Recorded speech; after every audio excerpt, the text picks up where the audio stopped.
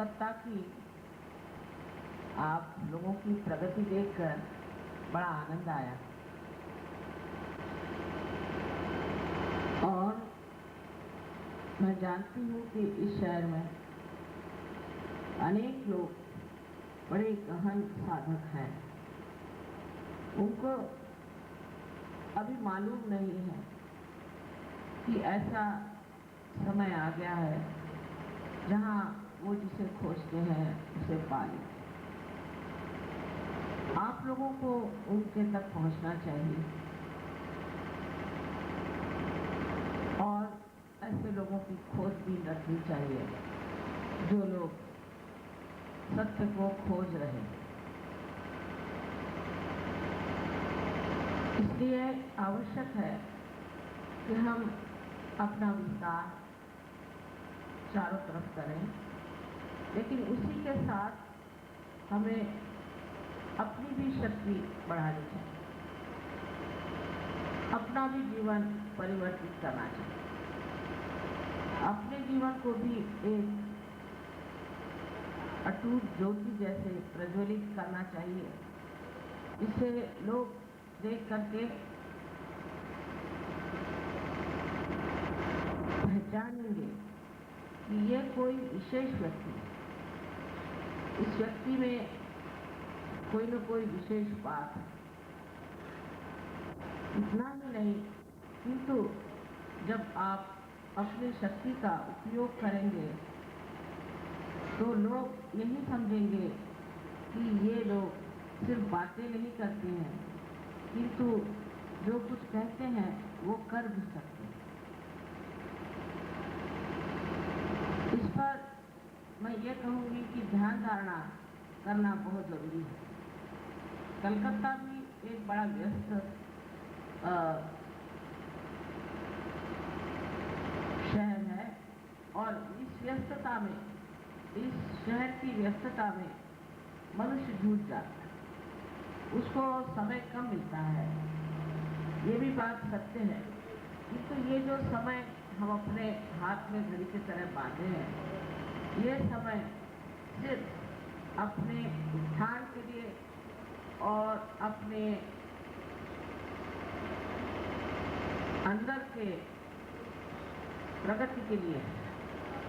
हमें अंदर की प्रगति अगर प्राप्त करनी है, हमें अगर अंदर से अपने को पूरी तरह से जान लेना है, तो आवश्यक है कि हम थोड़ा समय इसके लिए अवश्य रोज दें। जो लोग रोज ध्यान धारणा करते हैं शाम के वक्त और सवेरे थोड़ी देर, उनमें और जो नहीं करते उनमें बहुत अंतर आ जाता है। विशेषकर जो लोग बाह्यतः बहुत कार्य कर रहे हैं, सहयोग के लिए बहुत मेहनत कर रहे हैं और इधर उधर जाते हैं, लोगों से बातचीत करते हैं, लेक्चर देते हैं, समझाते हैं, उनकी जो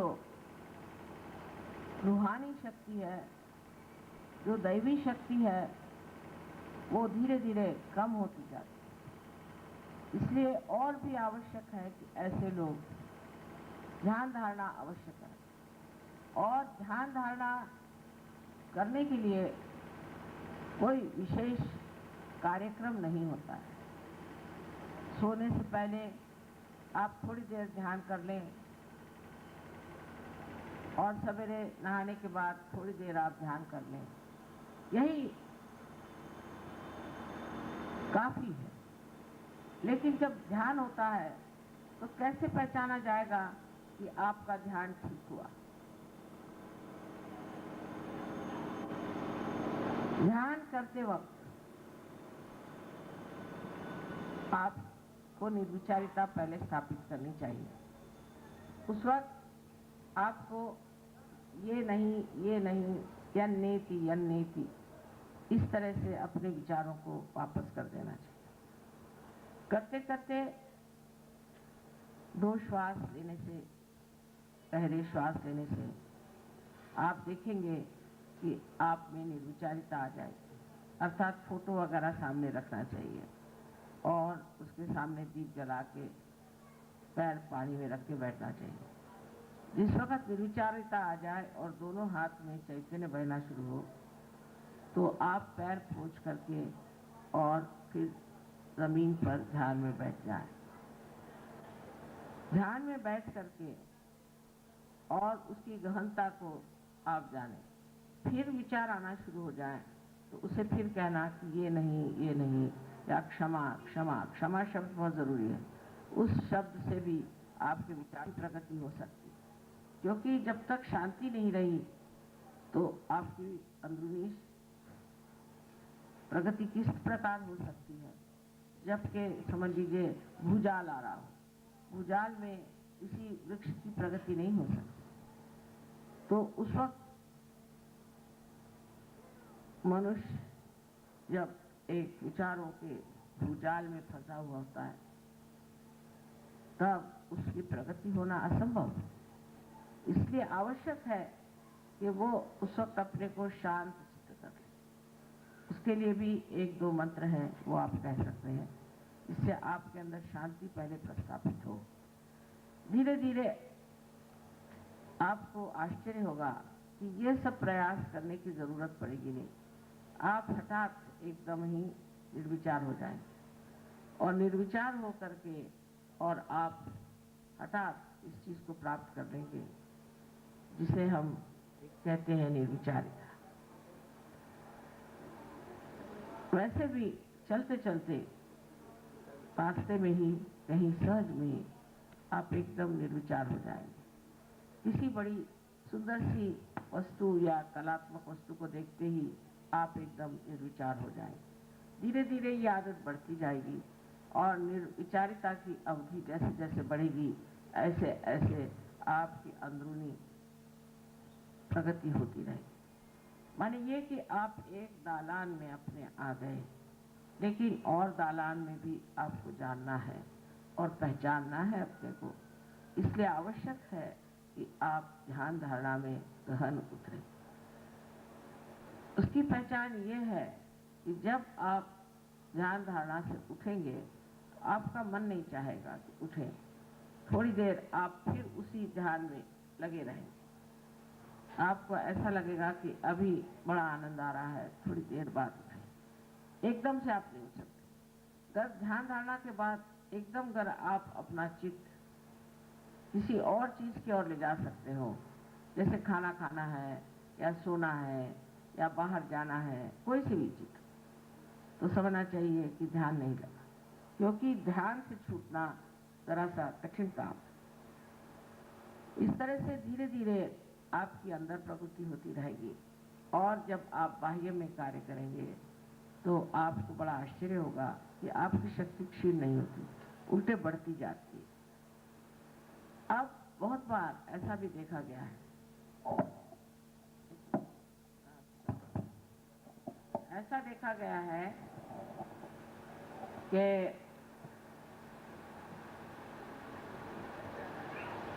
लोग फौरन उसी वक्त पार होने के बाद ही दूसरों को जागृति देना शुरू, और फिर उनमें कैचेस आ जाते हैं।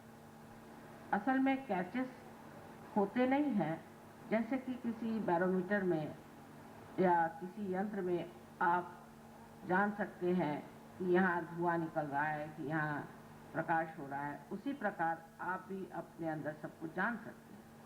किंतु अगर आप उससे अगर पीड़ित हो या उसमें तकलीफ हो जाए तो बेहतर है कि आप कुछ दिन के लिए अपनी प्रगति साध्य करें, और एक तरह का निर्वाज्य स्वभाव आ जाना चाहिए, माने डिटैचमेंट आना चाहिए। फिर आपको पकड़ नहीं आता। आप कितने भी लोगों पे हाथ चलाएं, कितनों को भी जागरूक भी कुछ भी कार्य करें, कितनी भी बीमारियां ठीक करें, आपके अंदर उसका कोई असर नहीं आए।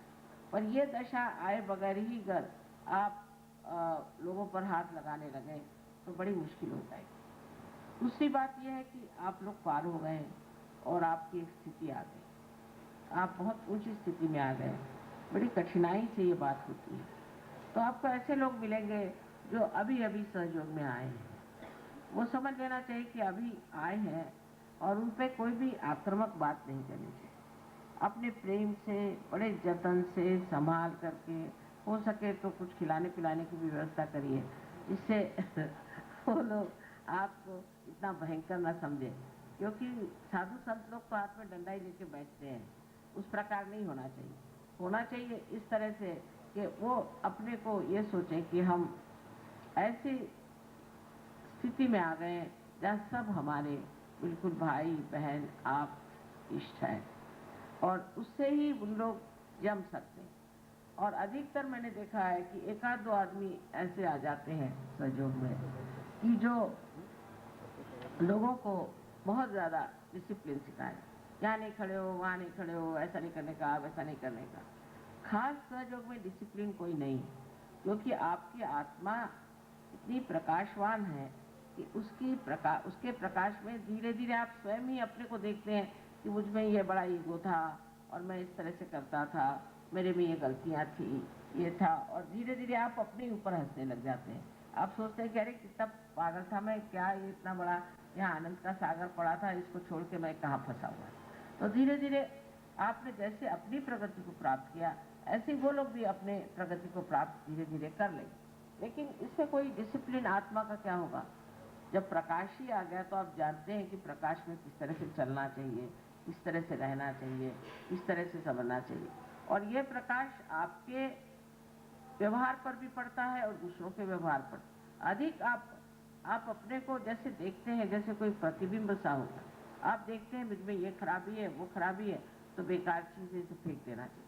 समझ लीजिए अगर इस साड़ी में कहीं अगर दाग लगा है और हमें दिखाई नहीं देता तो हम मानेंगे ही नहीं, पर जैसे ही हमें दिखाई देगा हम चाहेंगे कि इसे साफ कर डालें। इसी प्रकार ये जो देखना मात्र है, इसकी व्यवस्था होनी चाहिए। सहयोग में एक स्थिति जिसे हम कहते हैं साक्षी स्वरूपत्व प्राप्त होता है। साक्षी स्वरूपत्व में ये बात है कि आप किसी चीज़ की ओर देखते मात्र, उसके बारे में सोचते नहीं। कोई भी आपके अंदर उसकी रिएक्शन, प्रतिक्रिया नहीं आनी चाहिए। जैसे कि अब हम आए यहाँ, हमने देखा बड़ा सुंदर सब सजावट है, बड़ी सजावट है, अब इसे देखते मात्र रह गए।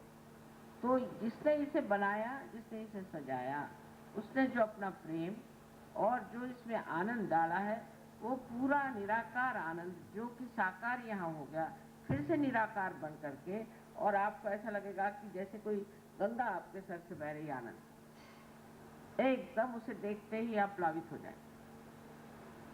तो निरंजन देखना, निरंजन देखना माने ये कि किसी चीज की ओर देख करके उससे कोई सी भी प्रतिक्रिया न होना, बगैर किसी प्रतिक्रिया के उसे देखना मात्र, ये सबसे बड़ी आनंददायी चेष्टा है।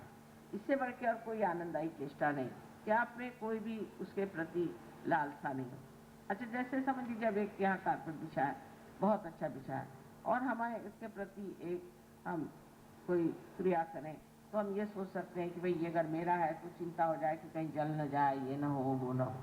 अच्छा, मेरा नहीं नसीब, क्योंकि उससे आधी तो आपकी परेशानी दूर हो जाएगी कि मेरा तो है नहीं, किसका होगा वो देखें।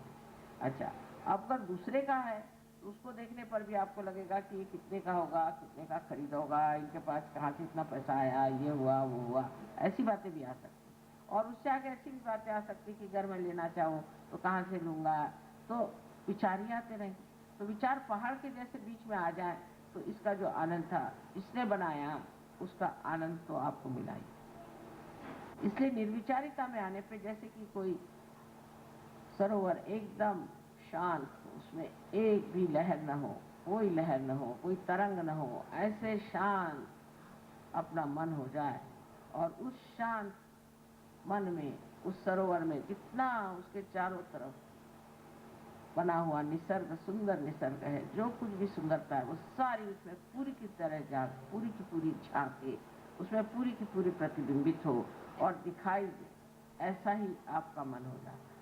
और जैसे ये आपका मन हो जाए, आप आश्चर्य हो जाए, आपको लगेगा कि मैंने कभी ये देखा ही नहीं, हर वस्तु में इतना आनंद है, मैंने कभी देखा ही नहीं, किसी मनुष्य में इतना आनंद है, ये मैंने कभी देखा ही नहीं और जाना ही नहीं। कलकत्ते की बात है, जब मैं अमेरिका जा रही थी पहली मरतबा, तो हम एक होटल में ठहरे थे।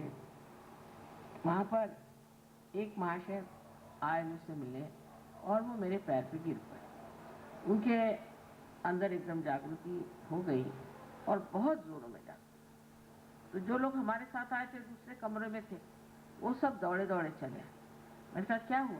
बोले पता नहीं, इतने जोर की चैतन्य की लहरियां आई कि हमने कहा पता नहीं माँ के कमरे में क्या हो रहा है। और कुछ नहीं, एक बड़ा महानुभाव ही कहना चाहिए, एक बड़ा परमात्मा को खोजने वाला साधक मेरे चरणों में था और कोई बात नहीं थी। पर उसके जो कुछ भी क्रिया हुई अंदर में, जो कुछ भी उसके साथ घटित हुआ, वो इन सब को एकदम हलचल सी लगी। इतने चैतन्य की लहरियां क्यों आई, जैसे कोई पूजा हो रही। तो ये मानस पूजा ही थी। तो वो लोग आए, आते साथ उन्होंने देखा, बड़े खुश हुए, सबको गले से लगा लिया। उस आदमी को जानते नहीं, उसका नाम जानते नहीं, वो कौन है, कौन से गांव से आया है, इसलिए आया, किस कुछ जानते, एकदम गले से लगा लिया। सब बड़े तो आह्लादित हो गए, माने जैसे कि इतने ही गुलाब के फूलों की वर्षा इन पे हो गई। और मैं देखती रह गई, तो ये भी नहीं पूछा तुम कौन हो, क्या हो, कैसे आ गए। इस प्रकार आपकी स्थिति हो जाएगी कि आप जब दूसरे सहयोगियों से मिलेंगे तो आपको बड़ा एक ऐसा अनुभव होगा जैसा कि कोई मैं मुझसे ही मिल रहा हूं। इस पर एक नामदेव की बात बताऊंगी आपको। नामदेव एक कवि थे और एक बड़े भारी साधक, और कहना चाहिए कि आत्म साक्षात्कार में बहुत ऊंचे उठे हुए एक संत थे। उन्होंने वो एक दर्जी थे और एक दूसरे संत थे, उनका नाम था गोरा कुमार, जो कि कुमार का काम करते। तो ये एक दर्जी थे, वे कुमार थे। तो ये मिलने गए कुमार को। तो कुमार साहब मिट्टी अपनी लेकर के उसको पैर से रौंद रहे थे कि उनको कुछ तैयार करना होगा, कोई सामान, उसकी मेहनत हो रही थी। उसके सामने जाते ही एकदम हठात ऐसे खड़े हो गए और देखने लगे। तो गोरा कुमार ने कहा क्या देख रहे हो? पहले मराठी में है कविता, लेकिन कविता का अर्थ यह है कि मैं तो यहाँ निर्गुण देखने आया था, चैतन्य देखने आया था। वो तो सारा निर्गुण साकार हो, सारा निर्गुण साकार हो गया। इस तरह की समझ और इस तरह की सूझबूझ एक संत कोई दूसरे संत के लिए हो सकता। आज तक तो मनुष्य द्वेष, ईर्ष्या इसी में रहता है, लेकिन जब सहयोगी हो जाता है तो उसको दूसरा सहयोगी ऐसा लगता है कि मैंने जो निर्गुण को जानना था वो ये सगुण में खड़ा हुआ, ये निर्गुण है।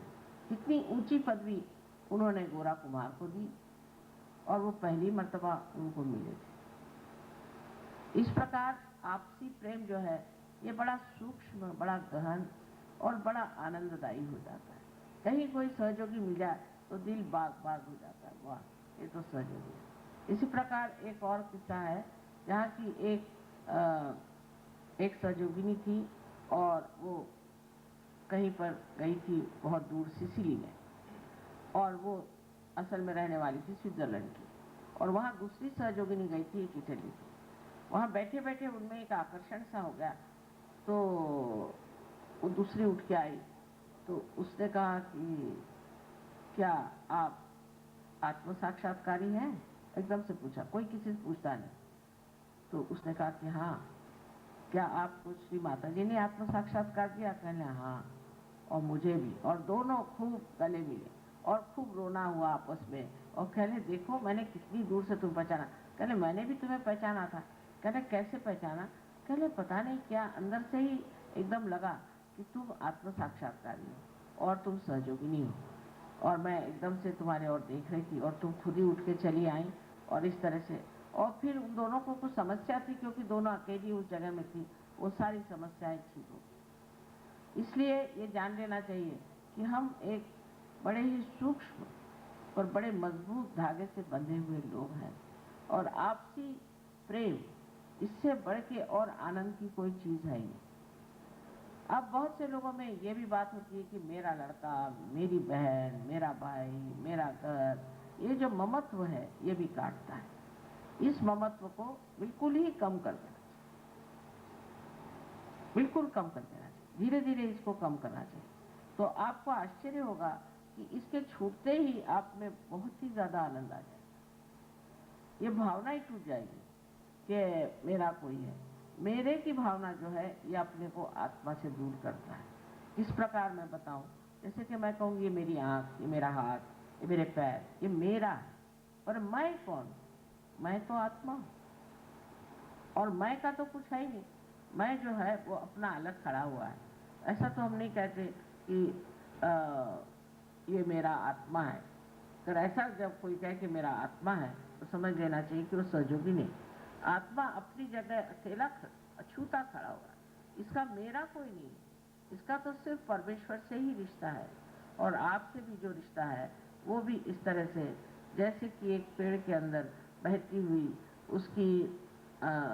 उसके अंदर बहता हुआ रस, पेड़ के अंदर बहता हुआ रस हर जगह जाता है, हर जगह उस रस से प्लावित करता है, पत्तियों को देगा, पेड़ को देगा, और ऊपर जाकर के फिर उसकी जो शाखाएं हैं उन्हें देगा। उसके बाद वो फूलों को भी और फलों को भी रस देकर वापस लौटाता है। सबको रस देता है, लेकिन किसी में चिपकता नहीं। जहाँ वो कहीं चिपक जाए, समझ लीजिए कि उसको ऐसी इच्छा हो कि चलो ये फूल बहुत अच्छा है और ये मेरा है, इसमें मैं चिपक जाऊँ, वहीं का रह गया, तो वो पेड़ तो मर ही जाएगा और वो फूल भी मर जाएगा। ये प्रेम की हत्या है, और इसलिए मेरेपन से एकदम छुट्टी लेनी चाहिए। जैसे ये छुट्टी आपको मिलेगी, आप बड़ा आश्चर्य में हो जाएंगे कि आप जो एक बिंदु मात्र थे, एक बूंद मात्र थे, वो सागर हो गए। क्योंकि ये आपकी परिधि है, ये आपको बांध देती है, ये आपकी मर्यादाएं हैं, ये सारी टूट करके आप अमर्याद हो जाते हैं। और इसी अमर्यादिता में जो आनंद है, क्योंकि फिर आप समुद्र के साथ उठते हैं और गिरते हैं और डोलते हैं, मजे में रहते हैं। फिर आपको ये फिक्र नहीं कि आगे क्या होगा, पीछे क्या होगा, हो गया। ये रहता है कि इस वक्त तो मजे में है और वही वक्त सबसे बड़ा है। इसी तरह से मनुष्य वर्तमान में आ सकता है। मैं का छूटना बहुत जरूरी है, मेरा छूटना बहुत जरूरी है, इस ममत्व को छोड़ना बहुत जरूरी है। और जब ये ममत्व छूट जाता है तब एक बड़ा आंदोलन आपके अंदर हो जाता है, और उस आंदोलन से ही आप अत्यंत शक्तिशाली हो जाते हैं, अत्यंत शक्तिशाली हो जाते हैं। और वही शक्ति जो है कार्यान्वित होती है, और वही सामूहिकता में एक बड़ा भारी कार्य करने वाली है, और सारे संसार का उद्धार भी उसी शक्ति के द्वारा हो सकता है। ऐसे जितने भी बूंद हैं उनको अब सागर बनने की जरूरत है। एक नया दौर शुरू हो रहा है, सहयोग में भी एक नया दौर आज शुरू हो रहा है। मैं कहूँ कलकत्ते में भी शुरू हो रहा है, हर जगह शुरू हो गया है। वो ये दौर है कि अब हम एक बड़े ही आंदोलन में आ गए, जहां हमें अपने प्रश्न नहीं रह गए। अब हमारे लिए हमारे अपने प्रश्न नहीं रह गए, पर सबके प्रश्न हमारे प्रश्न हो गए, सारे संसार के प्रश्न हमारे हो। और इसके लिए एक प्रगल्भता चाहिए, एक बड़प्पन चाहिए, एक ऊंचाई चाहिए, जिससे कि आप सारे प्रश्नों को ठीक से देख सकें और उसका हल दे सकें। अब इसकी जिम्मेदारी सब आप लोगों पर है, आप लोगों पर है। ये समझ लीजिए कि सारे सहयोगियों की जिम्मेदारी बहुत ज़्यादा है। यही नहीं कि आप खुद सहयोग से लाभ उठाएं, उसका फ़ायदा उठाएं, उसमें रजें, उसमें मजाक करें, ये सिर्फ नहीं है। इसमें यह है कि यही सब कुछ है, ये सबके घर घर में पहुंचना है और सबको ये आनंद देना है। और अगर ये कार्य करते वक्त आप लोगों ने किसी तरह से कमजोरी दिखाई या किसी तरह से ढिलाई दी, तो आप इसके लिए जिम्मेदार हो जाएंगे और ये बात बहुत गलत हो जाएगी। इसलिए सहयोग में पनपे हुए लोगों को चाहिए वृक्ष की तरह खड़े हो जाए।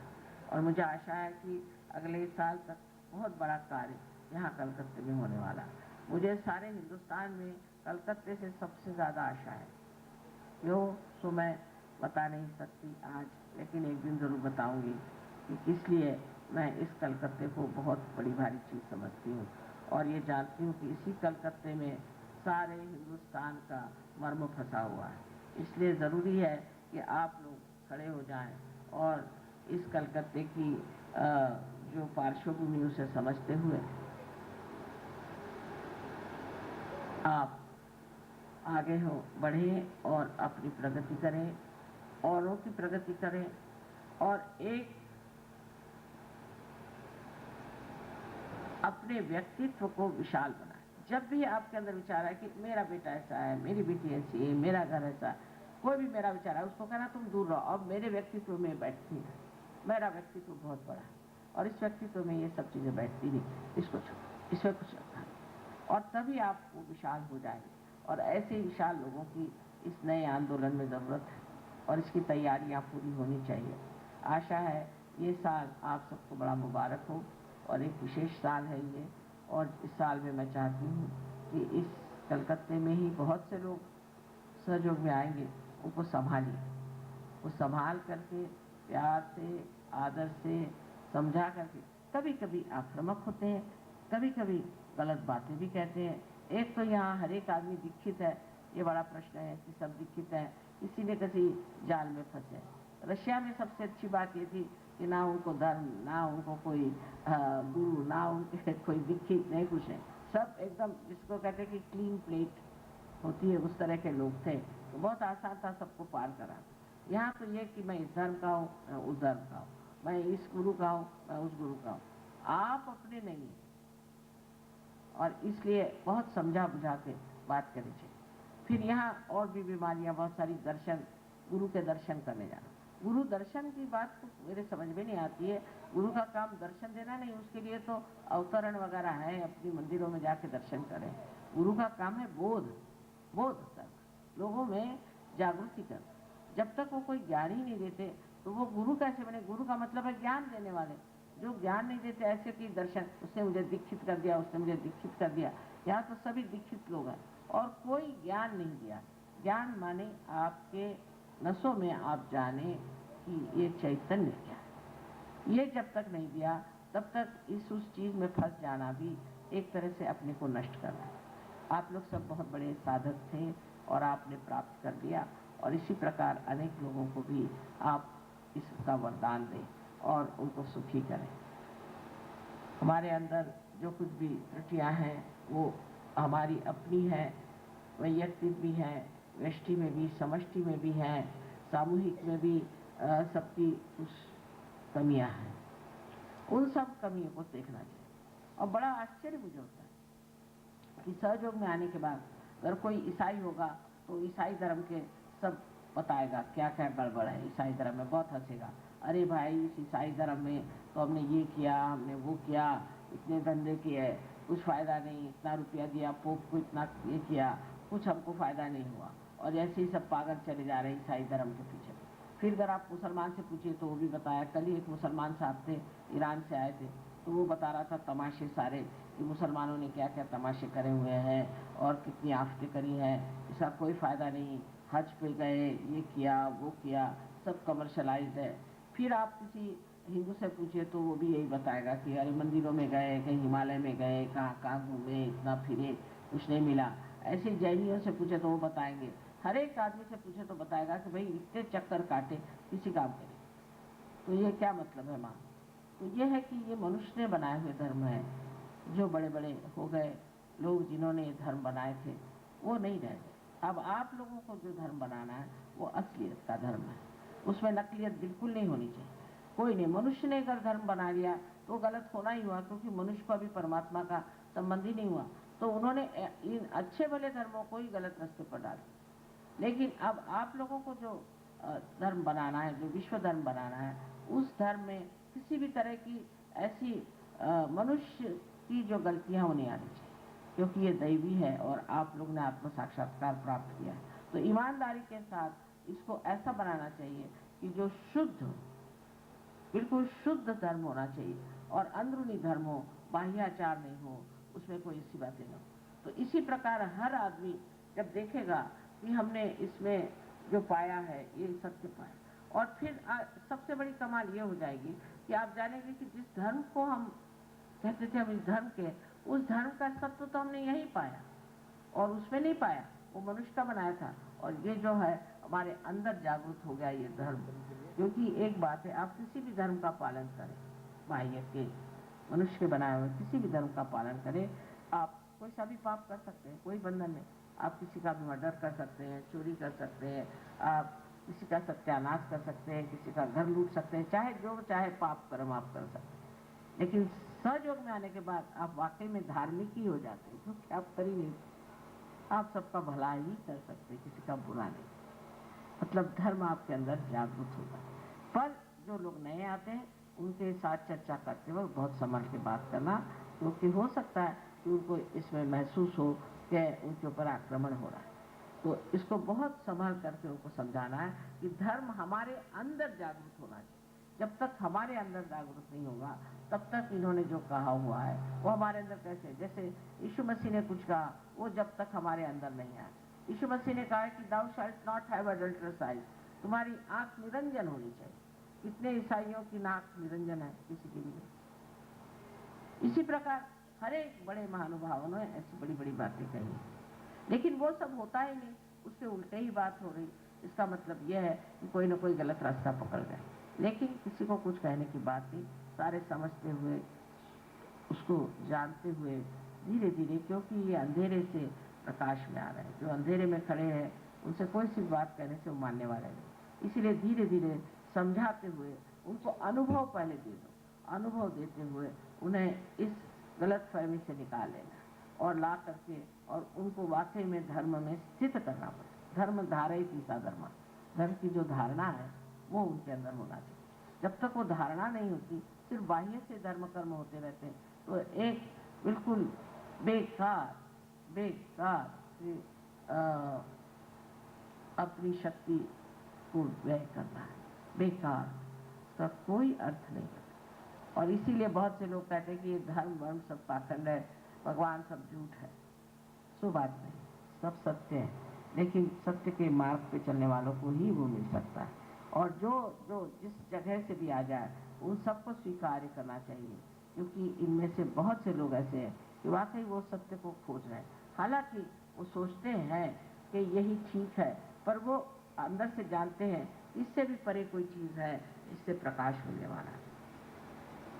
इसलिए एक तरह से आपने ये प्राप्त कर लिया कि हमें ज्योत मिल गई। अब ज्योत का कार्य क्या होता है? ज्योत जब तक जली नहीं तब तक सब काम होता है कि इसको सफाई करो, इसको ये करो, ठीक करो। जब जल गई उसका कार्य होता है प्रकाश से।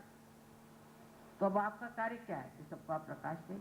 जिस प्रकाश को आपने प्राप्त किया वही आपको सबको देना चाहिए, और पूर्ण आत्मविश्वास के साथ, कोई घबराने की बात नहीं, बिल्कुल नहीं। हमने देखा है कि छोटे बच्चे बड़े आत्मविश्वासी होते हैं और उनका आत्मविश्वास इतना ज़बरदस्त होता है कि वो किसी परवाह नहीं करते। उनको जो ठीक लगता है वो कहते हैं यही ठीक बात है, यही मैं करूँगा। लेकिन जब हम लोग बड़े हो जाते हैं तब ज़रूर दिमाग में और चीज़ें भरी रहती हैं, वो निकलना मुश्किल होता है, और से संस्कार बहुत सारे होते हैं। तो सिर्फ ये बात समझ लेनी चाहिए कि हमें एक बहुत सूझबूझ के साथ, समझदारी के साथ, एक प्रगल्भता के साथ, जिसको मैच्योरिटी होनी चाहिए, इससे बड़प्पन लेकर सबके साथ व्यवहार करना चाहिए। बड़प्पन लेकर, ये नहीं होना चाहिए कि हम ये ऐसे सोचें कि हमें इन्हें ठीक करना है, लेकिन एक बड़प्पन के नाते, एक पिता माता की दृष्टि से समझ लीजिए, आपको सबसे बातचीत करनी चाहिए और प्यार दिखाना चाहिए। सबसे बड़ी चीज़ ये है कि ये प्यार ही की शक्ति है और इसी को प्राप्त करना है। आप सबको अनंत आशीर्वाद।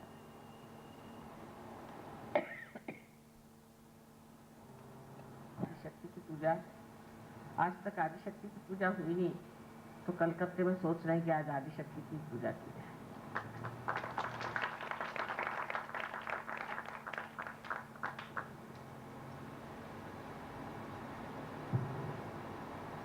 अब आदिशक्ति के बारे में थोड़ा सा बताना होगा कि आदिशक्ति से ही सारी शक्तियाँ निकली हैं। महाकाली, महालक्ष्मी, माँ सरस्वती, जो तीनों शक्तियाँ आदिशक्ति से ही निकली हैं और फिर उन्हीं में समाहित होती हैं। आदिशक्ति के सिवाय ये कार्य हो नहीं सकता। ये कार्य सिर्फ आदिशक्ति ही कर सकती है, कारण सारे चक्रों में उनका प्रभुत्व है, और वही है कि जो हर तरह के चक्रों के आपसी संबंध को संभालती है, जैसे परम्यूटेशंस एंड कॉम्बिनेशंस जैसे कहना चाहिए, उसको वो संभालती है। और इतना ही नहीं, वो हर सूक्ष्म से सूक्ष्म बातों को जानती है। जैसे कि आप कोई से भी अवतरण को देखें, बहुत महत्वपूर्ण है और अपने हर एक प्रगति पर, या कहना चाहिए कि हमारे जो उत्थान हुआ है, हमारा जो एवोल्यूशन हुआ है, उसके हर एक सीढ़ी पर माइलस्टोन बने खड़े हुए। लेकिन सबका एक एक प्रकार का कार्य, सबका एक एक प्रकार का कार्य था। जैसे देवी का कार्य था दुष्टों का संहार करना, और जो भक्त थे उनको बचा लोग हो गए। इसलिए श्री राम ने लीला रचाई, कि श्री कृष्ण ने लीला रचाई कि ये लीला है, ये सब लीला है, इसमें इतनी गंभीरता की कोई बात ही नहीं, ये लीला है, ये सब लीला। इसीलिए लीलाधर संसार में आए। उन्होंने उन पर जो थी श्री राम ने जो नींव डाली थी, उस पर उन्होंने ये बड़ी सुंदर से एक रचना की कि माधुर्य को लेकर के मनुष्य, मधुरता, उनकी मधुरता से ही उन्होंने सबको जीता था। और दूसरा ये कि वो उनको जो टेढ़ी खीर थी जो खीर थी उसको निकाल नहीं सकते, तो कहते थे कि उंगली टेढ़ी करनी चाहिए। इस प्रकार उन्होंने थोड़ा सा शौर्य कर्म किया, ऐसे कहना चाहिए, या ऐसा कर्म किया कि जिससे हमारी जो भ्रांतियां दूर हो जाए। विशेष करके कोई सी भी बात सीधे नहीं की, गोल घुमा करके। और ये कृष्ण कार्य सारा ऐसा ही माना जाता है कि कृष्ण का कार्य जरा सा गोल घुमा करके, थोड़ी सी मिठास डाल करके, और वो किस तरह से अपनी चीज को कह देते। एक बड़ा ही सुंदर सा उनका अवतरण रहा। और उसके बाद में और भी महावीर जी और बुद्ध वगैरह जो है, इनका भी बड़ा गंभीर अवतरण रहा, और बड़े गंभीरता से इन्होंने आत्मदर्शन की बात करी और सम्यक दर्शन की बात करी। जो सहयोग में हम लोग सम्यक ज्ञान की बात करते हैं, वही सम्यक ज्ञान की बात उन्होंने करी। पर सब बड़ी गंभीर चीजें हो गई, और सर्वसाधारण लोग इसकी ओर नहीं आए। जो आए सो बेकार ही गंभीरता के इसमें चले गए। फिर वो और भी उन्होंने जैसे मॉनेस्ट्रीज बनवा ली, बुद्ध की मॉनेस्ट्रीज हैं, ये है वो है, और जो अपना रोज का जीवन है उसको उन्होंने बड़ा ही क्लिष्ट और बड़ा ही कठिन बना दिया। लोगों का ही करना हुआ, ऐसे तो कोई न बुद्ध ने कहा था न महावीर जी ने कहा, लेकिन इन लोगों ने इस तरह से इसको क्लिष्ट बना दिया। और वो क्लिष्ट बना करके जो करना था वो न करके, उन्होंने तो सबने मनन ही करने को कहा था, लेकिन फिर इन्होंने बस स्तूप बनाने शुरू किए, इन्होंने मंदिर बनाने शुरू कर दिए। इस तरह से ये चीजें सब बदलती। अब मानव जाति में जब तक आत्म साक्षात्कार नहीं होता, तब तक उसका ज्यादा देर तक सीधा चलना नहीं होता। ईसा मसीह के बाद भी नास्टिक्स लोग आए, जिन्होंने जो आप ही जैसे समझना चाहिए जिन्होंने प्राप्त किया था। लेकिन उसके बाद जो लोग आए वो सब सर्वसाधारण लोग आए, तो उन्होंने फिर ये पॉल के कहने से जो कुछ भी धर्म की रचना करी, उसकी वजह से सारी गड़बड़ियाँ। इस प्रकार हर एक धर्म में इस तरह से गड़बड़ियाँ होती गई, और उसलिए आप देखते हैं कि धर्म जो है बड़ा कठिन और बहुत ही अगम सा बन गया।